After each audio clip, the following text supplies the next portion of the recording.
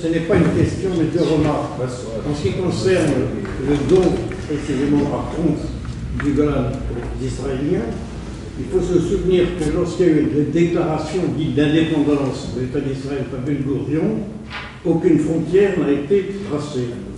Et lorsque Netanyahou et ses amis ont déclaré Israël État-nation du peuple juif, allant par certains côtés à l'encontre, c'est-à-dire de l'État prétendu démocratique qu'avait annoncé Ben Gourion, il n'a pas mis de frontière non plus. Et incontestablement, ce constat de la prise du Golan, donné par la suite par Trump, peut laisser supposer que Israël va aller beaucoup plus loin, ce qu'il perd pas. La dernière remarque, c'est pour le colonel bien expliquer la position du général de Gaulle. J'ai eu l'occasion de faire une conférence au cours d'une croisière où je terminais en parlant de la fin de l'État d'Israël.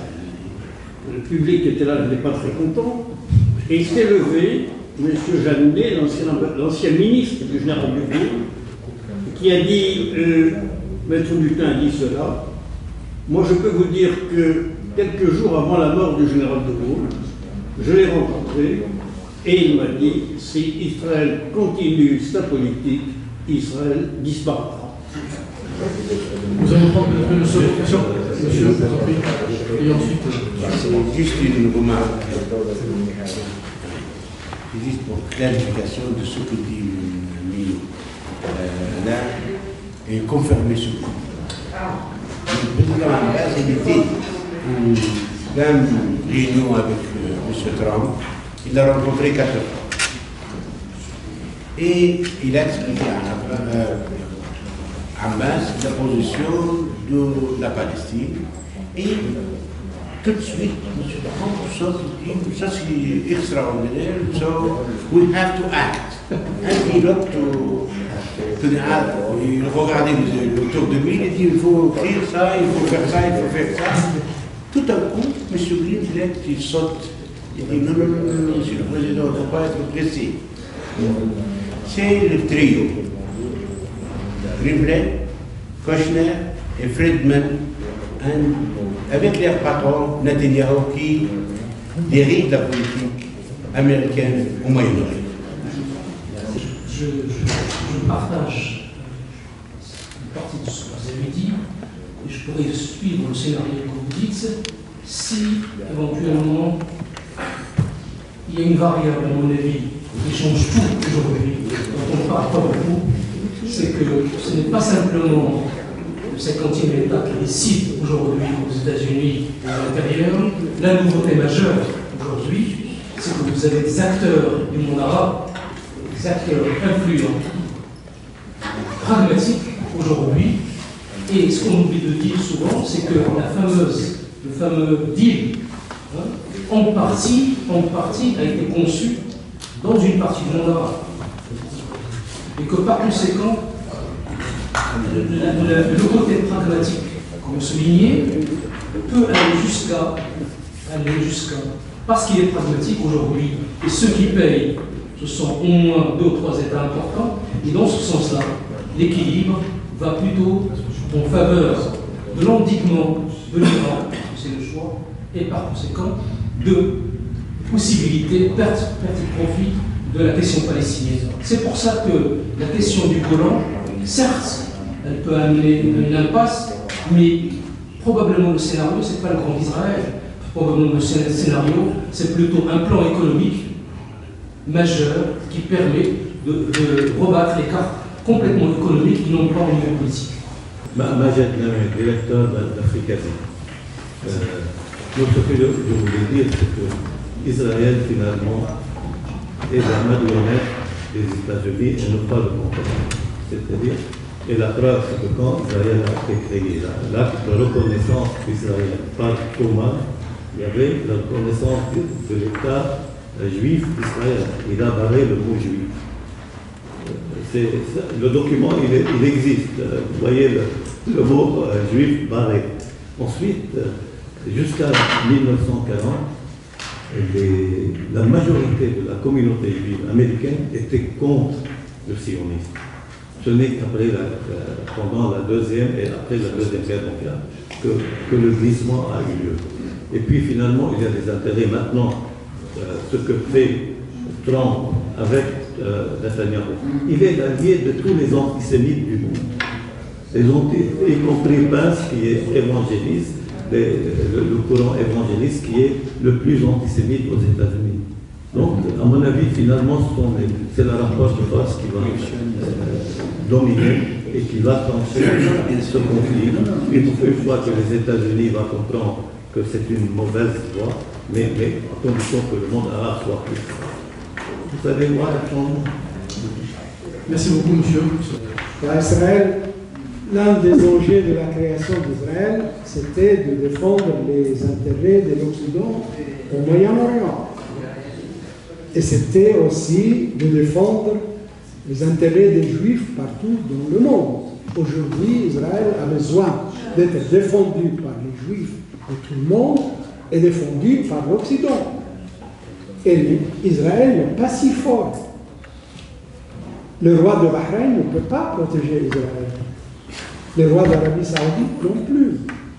Donc compter sur les rois du Golfe pour faire lancer Israël dans un avenir radieux, beaucoup plus vieux qu'aujourd'hui, c'est un pari, à mon avis, qui n'est pas très, très bien conçu. Hein. C'est un pari risqué. En plus, le côté économique du siècle, il est pour l'instant en échec. Donc, comment faire pour sauver Israël de ses faits et de sa politique, de sa stratégie? La question c'est comment? Voici Ali Rafia, c'est mon nom, et le secrétaire général de Sud-Ouest Asie et l'Afrique du Nord d'Arabofond. C'est une organisation agile. La question ici, c'est quoi l'avenir de la Palestine? Donc, je vais commencer de parler au Maroc. Avant de se demander quel est l'avenir des Palestiniens, de la Palestine, علينا أن نسأل أولا ما هو الحق الأساسي، ما هو أساس الحق الإسرائيلي أو اليهودي في فلسطين. Il faut qu'on se pose la question sur le droit, quel est le droit du peuple palestinien et le droit d'Israël. حقيقة لا يوجد حق لليهود في فلسطين إلا الحق الذي نشأ في الأمم المتحدة. Les Juifs n'ont pas de droit en Palestine, excepté celui qui a été créé par les Nations Unies, par l'ONU. والأمم المتحدة ليست هي المكان المخول لإعطاء حقوق. Et l'ONU n'est pas le lieu qui donne des droits. الأمم المتحدة هي جمعية بين الدول التي تتعاون تتحالف تتحاور وتنشئ اتفاقات فيما بينها. L'ONU est une organisation de l'ensemble des pays qui discutent et qui réglementent leurs relations. لم يكن لفلسطين كيان سياسي بحكم أنها كانت محتلة من قبل بريطانيا بعد خروج الأتراك. Et la Palestine n'existait pas dans l'organisation des nations, mais elle était, du fait qu'elle était colonisée par les Britanniques. وأذكر بأن بريطانيا المنتدبة كانت لجعل الشعب الفلسطيني قادر على تقرير مصيره هي التي أعطت الحق لليهود في فلسطين. C'est la Grande-Bretagne qui avait mandat sur la Palestine a donné le droit aux Israéliens dans la création d'Israël. كي لا أطيل فقط الفكرة هي التالية. L'idée est la suivante. لا يمكن للأمم المتحدة أن تعطي حقوق وتسلب حقوق لأنها ليست مخولة بهذا الأمر. L'ONU ne doit pas donner des droits et enlever des droits parce que ce n'est absolument pas son rôle. نحن نعتبر في هذه المنطقة في سوريا التاريخية لبنان وفلسطين وسوريا والأردن والعراق. Nous considérons, nous, habitants de cette région, la Syrie, le Liban, l'Irak, la Palestine, la Jordanie. ونعتز إذا قيل عنا إيديولوجيين أننا إيديولوجيين. Nous considérons, et si on dit qu'on se bat idéologiquement, on peut le dire. Et فلسطين هي جنوب سوريا، فلسطين فلسطينية، فلسطين للفلسطينيين، هكذا تعلمنا وهكذا نعلم أولادنا. ما هو الحل للإسرائيليين؟ أن أنشأ الكيان الإسرائيلي هو الذي عليه أن يجد الحل للإسرائيليين. لا أن نسأل ما هو مستقبل فلسطين. مستقبل فلسطين سيقرر ويقرره الفلسطينيين ومعهم السوريين. Nous disons la Palestine est aux Palestiniens, la Palestine est le sud de la Syrie, la Palestine doit être indépendante, doit être aux Palestiniens, et on doit se poser la question que doivent faire les Israéliens et non pas trouver une solution pour les Palestiniens. Il faut inverser la question. Tout le droit est aux Palestiniens et c'est Israël qui est illégitime.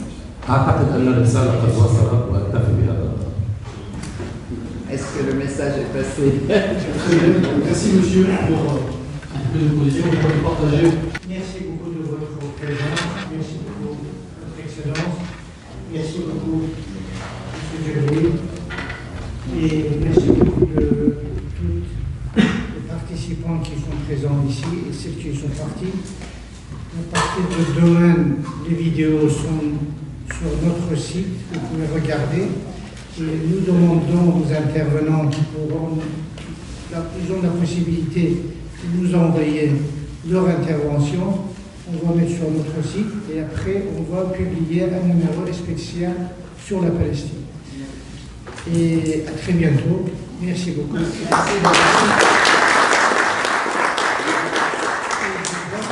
aussi à Madame Patricia Lalande, députée parlementaire, qui n'était pas là, son assistant était là, nous remercier pour ce geste concernant notre conférence. Merci.